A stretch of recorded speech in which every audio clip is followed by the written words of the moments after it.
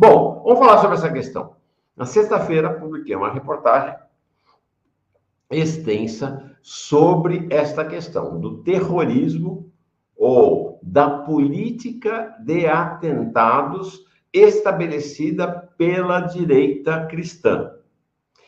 Nós temos tido... Bom, o atentado da quarta-feira foi um atentado envolto em todas as mensagens que a gente mostrou aqui do Francisco Vanderlei Luiz, tio França, que ele publicou no seu WhatsApp, no Facebook, em outras redes sociais, tinham conteúdo cristão, passagens bíblicas e outras mensagens de conteúdo cristão, né? Os amantes da vida. Impressionante. Bom, o que acontece? Na quinta-feira pela manhã, o atentado foi quarta-noite, vocês se lembram? Na quinta-feira de manhã, logo cedo, logo cedinho, chega um e-mail para o STF. Neste e-mail, um e-mail com ameaças ao STF. O e-mail dizia o seguinte, que não haverá descanso até que a Suprema Corte seja eliminada, até que o STF seja eliminado. A informação sobre este e-mail foi revelada na manhã da quinta-feira pelo Andrei Rodrigues, o diretor-geral da Polícia Federal. Esta mensagem de e-mail era acompanhada por esta foto que você está vendo aí. Tá? Por esta foto que você está vendo aí. E a partir disso, eu fui construindo, então, uma reportagem sobre esse universo do terrorismo cristão que está instalado no Brasil. Está efetivamente instalado no Brasil. A gente viu isso nas manifestações, né, durante até o 8 de janeiro. A gente viu aquelas concentrações diante dos quartéis, o pessoal rezando o terço. A oração do terço é uma oração tipicamente católica. Oração tipicamente católica. Tá? Os evangélicos não rezam o terço, até porque os evangélicos não têm a devoção mariana, devoção à Nossa Senhora, devoção à Virgem Maria, devoção a Maria. Isso inclusive, foi um dos motivos do racha da igreja, do que era da igreja cristã, quando houve o racha, né, com Martinho Lutero e o surgimento do protestantismo no planeta. Então, foram três imagens, três símbolos que foram enviados para o STF. O Catecismo da Igreja Católica, este livro devocional, que é tratado da verdadeira devoção à Santíssima Virgem, do Luiz, é chamado de santo na Igreja Católica, do padre Luiz Maria Grignon de Montfort, tá? E a pistola, que remete evidentemente ao espírito cruzado, ao espírito das cruzadas, tá? Então, você tem este catecismo, é importante ter isso em mente.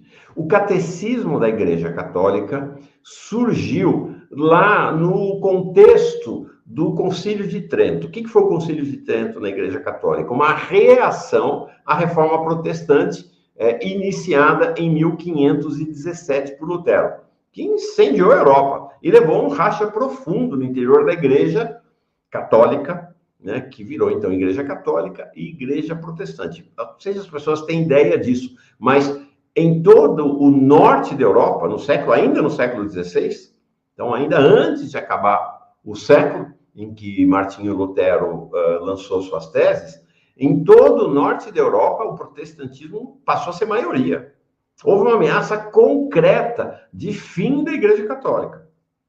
E houve na Europa Central e do Sul, eles não conseguiram maioria, mas de fato racharam a igreja. Foi um negócio dramático para a Igreja Católica. E aí a reação vai surgir ainda poucos anos depois, entre 1545 e 1563, no Concílio de Trento. Né? Durou esses anos todos, de 45 a 63, a 1563. Esse concílio fez uma reforma na Igreja de Roma, né, que a gente conhece hoje como Igreja Católica, e levou a igreja a posições cada vez mais conservadoras, posições cada vez mais retrógradas, que acabaram sendo superadas só em 1962 pelo Concílio Vaticano II.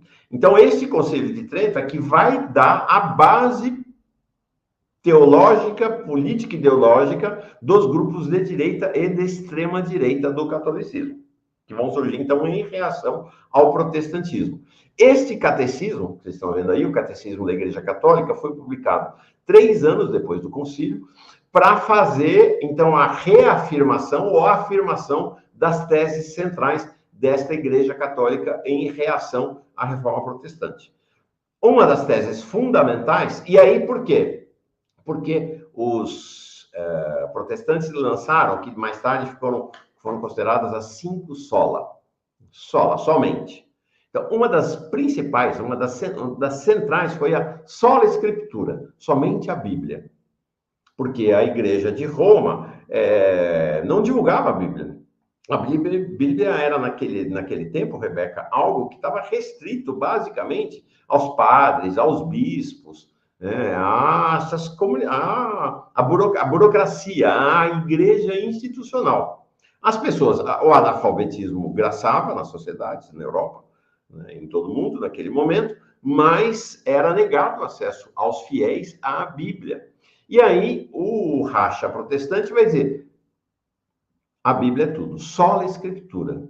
Somente a Bíblia é referência para os cristãos. A reação da Igreja Católica é lançar o catecismo. E o catecismo, então, passa a ser, até na Igreja Católica, ombreado à Bíblia, que é uma série de regras, uma série de interpretações da institucionalidade católica, portanto, bispos e padres, do que é a Bíblia. E do que é uma conformação do que seria, na visão deles, o cristianismo. Para os católicos, e cada vez mais para os católicos conservadores de direita, o catecismo chega a ser superior à Bíblia, inclusive. Porque a Bíblia, cada um interpreta como quer, tese protestante. O catecismo é a interpretação oficial, eu tenho que obedecer a interpretação oficial. Essa é a ideia, tá? O catecismo foi reformado apenas em 1992, no papado de João Paulo II, mas foi uma reforma conservadora também. João Paulo II foi um líder desta extrema-direita, um papa, né, representante desta extrema-direita católica fundamentalista. Teve lá processo de negociação, aqui e ali, alguns espaços que ele abriu, mas fundamentalmente, né, o Karol Wojtyła, um polonês de extrema-direita e anticomunista. A outra peça que está no e-mail, Rebeca, para a igreja, é esse Tratado da Verdadeira Devoção à Virgem Santíssima, tá? Do Luiz Maria Grignon de Montfort. É um tratado posterior, não é da mesma época, Rebeca, não é de fato da mesma época, é bem posterior ao Concílio de Trento e ao catolicismo. Ele foi escrito em 1715, mas ele só vai, né, de fato, no final do século XVIII é que ele vai se disseminar, tá? E aí é isso. Enquanto os protestantes dizem solos Cristo, somente Cristo, esta devoção à Virgem Maria, a Nossa Senhora, ora, como se diz no catolicismo, gente, sou católico, tá? Só para dizer que sou católico, né? Acho que boa parte das pessoas aqui sabe isso. Essa interpretação no interior do catolicismo vai ombrear a Virgem Maria a Jesus Cristo. Então, a ideia passa a ser a seguinte: só se chega a Cristo, estou falando da teologia, tá? Através da Virgem Maria. Ela é uma intermediária na relação com Cristo. Os protestantes vão dizer de jeito nenhum. As pessoas se relacionam com Jesus Cristo diretamente. Isso são polêmicas que atravessaram os séculos. Né? E esta devoção mariana vai ser a pedra de toque, então. É o catecismo, então, ombreado à Bíblia, e Nossa Senhora Virgem Maria praticamente ombreada a Jesus Cristo. Essas vão ser 2 pedras de toque do conservadorismo cristão. E essa devoção à Nossa Senhora, no século XX e XXI, passa a ser um fio que une todos os grupos ultraconservadores de extrema-direita católicos. Símbolo da fé. E a gente vai ter aqui no Brasil vários desses grupos. Durante a ditadura militar, ou antes da ditadura militar, a TFP, Transição por Família e Propriedade, sucedida depois pelo Racha. arautos do evangélico, e a presença da Opus Dei. Opus Dei que surgiu em 1928 na Espanha como um grupo de extrema-direita católico, hoje tem presença em 95 países. A Opus Dei era meio que o braço direito organizacional de João Paulo II, que transformou-a numa prelazia pessoal, ou seja, a Opus Dei não estava subordinada à hierarquia formal da Igreja Católica, ela atuava paralelamente à hierarquia com uma força de ter a mão do Papa, né, de ter a bênção do Papa. Isso só foi reformado em 2021 pelo Papa Francisco, que é odiado. Gente, Rebeca, é inacreditável, mas eu vou contar para vocês. Tem grupo de oração dessa extrema-direita católica que reza pela morte do Papa Francisco. Acredito. Isso, é nesse nível o negócio. É nesse nível. Essa Opus Dei, em 2021, foi denunciada aqui. Argentina, Uruguai e Paraguai. Não, Argentina, Paraguai e Bolívia, por manter 43 mulheres em situação análoga à escravidão. Está correndo um processo na Argentina. Finalmente, agora em março deste ano, a justiça argentina denunciou a cúpula da Opus Dei lá por esse processo de cárcere privado e trabalho análogo à escravidão. Pois bem, João Paulo, exatamente. O João Paulo deu início ao desmonte da teologia da libertação e das comunidades eclesiais de base. Importante dizer, Rebeca, isso fica como uma advertência.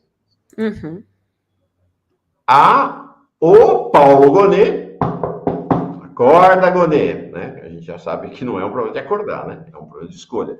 Ele é vinculado a esses grupos, ele é um ultraconservador católico. Há uma conversa em Brasília de que ele é da Opus Dei, essa coisa nunca se sabe muito bem, né? Porque é uma organização semi-clandestina, a Opus Dei, então as pessoas não necessariamente dizem. Tem poucas pessoas que se assumem efetivamente da Opus Dei. Uma dessas pessoas é o Ives Gandra Filho, e o pai também. Os dois são assumidamente da Opus Dei, e o melhor amigo do Gonet em Brasília é exatamente o Ives Gandra Filho. O que ele se assume como um católico ultraconservador, o Gonet. Então, vocês imaginam o que vai ser chegar lá na PGR, se chegar, né, uma investigação, um indiciamento de líderes da extrema-direita católica por terrorismo. Vamos ver como é que vai se comportar o Gonet. Alckmin, inclusive, teve uma ligação durante muitos anos com a Opus Dei, quando era governador de São Paulo. Hoje essa ligação está mais distante. E aí a grande questão é o seguinte: existe uma ideia, sabe aquilo que a mídia fala, Rebeca, sobre o pessoal do Islã, os muçulmanos? De que não, porque eles são homens bombas, porque vão chegar no paraíso e vão ter 1000 mulheres, essa coisa toda. O espírito é o mesmo nessa extrema-direita cristã. A ideia do martírio. Eu me sacrifício pelo cristianismo. Me sacrifico. Eu me lanço à morte pelo cristianismo. A ideia do martírio, é uma ideia central para o cristianismo, especialmente da extrema-direita cristã, mas não apenas, tá? Isso também une a extrema-direita cristã, a extrema-direita evangélica, mas é um pouco diferente a formulação na extrema-direita evangélica. É um pouco diferente, não chega a ser exatamente da mesma maneira. Então, é sobretudo na extrema-direita católica que a ideia do martírio, da morte em defesa da fé, vamos lembrar as cruzadas, né? Isso atravessa, então, a história da Igreja Católica, ela está colocada, e isso não é brincadeira, não, está colocada seriamente. Seriamente. Então, esses grupos, que é diferente, a gente tem, então, a TFP, tem o Arautos do Evangelho, tem a Opus Dei, mas você tem nas dioceses, portanto, os bispos, e nas paróquias, portanto, os padres e líderes leigos católicos de extrema-direita que se organizam pelo país inteiro. Isso aí está no país inteiro, gente. E não se iluda, a Igreja Católica é muito rica. Apesar da ascensão das igrejas evangélicas, os católicos ainda são maioria no Brasil. E essa extrema-direita católica é hoje, não sei se é maioria, mas vamos dizer assim, mais ou menos como na sociedade, né? Ela tem no mínimo um terço da Igreja Católica, da base da Igreja Católica hoje e da hierarquia da Igreja Católica é constituída pela extrema-direita. pelos ultraconservadores. Eles não dominam a CNBB, mas a CNBB é dominada pelos conservadores, pelos moderados, que não fazem nada, né? Que vem de maneira passiva esse avanço da extrema-direita. Então, a Opus Dei tem um negócio que não é só dela, é algo que outras ordens, outras congregações, outras organizações do interior do catolicismo têm, que é a ideia da mortificação pessoal. Não sei se você ouviu falar disso, Rebeca. Uhum. Eu devo sofrer em mim as dores que Cristo sofreu na cruz para me aproximar da figura dele. Então, mortificação pessoal. O cilício é muito usado no cristianismo. É que o pessoal falando do Padre Ricardo, é isso mesmo, o pessoal da Canção Nova, tem muita gente, tem organizações pelo Brasil. O silício é um negócio de metal, Rebeca, pode ser também de pele de animal, é uma fita de metal como se fossem pequenos pregos espetados, que você aperta na coxa, ou aperta nas costas, ou aperta aqui no braço, né? Então, a mortificação é algo típico desse segmento. Mas não estou falando da mortificação, estou falando do martírio, do sacrifício até a morte em nome de Jesus. É verdadeiramente... Então, é isso. Há grupos cristãos fundamentalistas, evangélicos e católicos, mas é bom abrir o olho, porque a esquerda fica lá demonizando ou fica se antagonizando com os evangélicos, e até um pouco essa memória, né, da teologia da libertação, das comunidades eclesiais de base, de Dom Helder Câmara, de tantos líderes progressistas, faz com que a esquerda não olhe para a extrema-direita católica, que é tão ou até mais perigosa desse ponto de vista do que a extrema-direita evangélica. É preciso abrir os olhos. E ela vem. E ela continua vindo. Esse cenário né, e isso acontece o quê? Gente, isso tudo dá para mapear. Isso tudo dá para mapear, isso tudo dá para acompanhar, isso tudo dá para que os aparatos de segurança de inteligência do Estado brasileiro acompanhem. Mas não acompanham, se não acompanham. Esse tio França chegou em Brasília em julho, Rebeca. Ele estava desde julho em Brasília, alugou trailer, alugou casa, trouxe carro, comprou fogos de artifício, mandou mensagem pelas redes sociais, que nem eram tão cifradas assim, mandou mensagens em grupo de WhatsApp avisando o que ia fazer. E esse sistema brasileiro de inteligência, nada. Você tem hoje maneiras. Quando o cara fala atentado, bomba, morte, quaisquer dessas palavras que a pessoa use nas redes sociais, e até nos grupos de WhatsApp, existem sistemas hoje capazes de identificar. Isso acontece com todos os serviços de inteligência do planeta. Você tem sistemas hoje muito parrudos de vigilância. A gente vê aqui no Brasil a vigilância que o governo dos Estados Unidos exerce sobre o Brasil. Aqui não tem. Aqui não tem. A Polícia Federal, a ABIN e o GSI não... É de brincadeira. Alguém falou que a Polícia Federal está brincando. É brincadeira. Olha só, mais um exemplo disso. Está aqui, né? O que a gente viu esse fim de semana? Esta é a casa França, tio França, né? O chaveiro. É a casa dele lá em Rio do Sul, Santa Catarina. Então, era a casa e era, na verdade, o lugar onde ele morava, mas era, sobretudo, o centro lá, onde ele era chaveiro. Ele morava com a mulher dele. Gente, vamos combinar que o Serviço de Inteligência brasileiro deveria orientar as forças de segurança para depois do que aconteceu, estar sob vigilância lá? Nada. O negócio foi incendiado no domingo. Né? Até aqui, a ex-mulher dele, a Daiane Dias, um negócio muito misterioso. A conversa é que foi ela que botou fogo. Essa é a versão oficial, não é a versão oficial, mas é a versão que está prevalecendo, de que ela que teria botado fogo lá na casa, está com o corpo inteiramente queimado. Os vizinhos relatam que ela teria comprado gasolina na véspera e levado para casa, de que ela fazia declarações ainda quando estava com consciência, falando do amor dela por esse Francisco Vanderlei Luiz, o tio França, e o boné dela com a cruz, né? É isso aí. O boné da mulher é uma cruz imitando metralhadora. É isso aí. Então, é esse Opa, perdão, passei tudo aqui errado. Tá? Então, esse é o nível. Como é que ela estava sem ser vigiada? É impressionante, impressionante. Não morreu, tá? Entre a vida e a morte no hospital. Então, essa história é muito esquisita e ela é, mais do que tudo, a demonstração da falência dos serviços de inteligência do país. Impressionante. Fala, Rebeca. Fundamental, né, Mauro?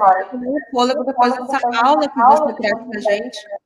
E aí, trazendo esse recorte, eu fico pensando, né, qual o significado agora do incêndio dessa casa, porque ela deu uma entrevista na semana passada revelando quais eram os planos do tio França, e aí a Yolanda Black questiona que será uma possível queima de arquivo? Talvez fosse outra pessoa que tivesse ateado fogo, poderia ser, mas ela mesma. Exatamente.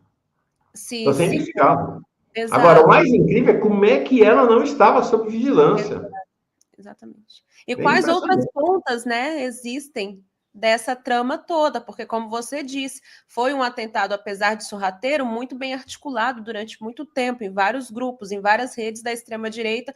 E esse tio França, é Daiane o nome dela, não estão sozinhos, né? O que mais está por vir e a gente vai descobrir nos próximos dias, né? Então, muito perigoso de fato e mais uma vez mostra que a inteligência não está preparada.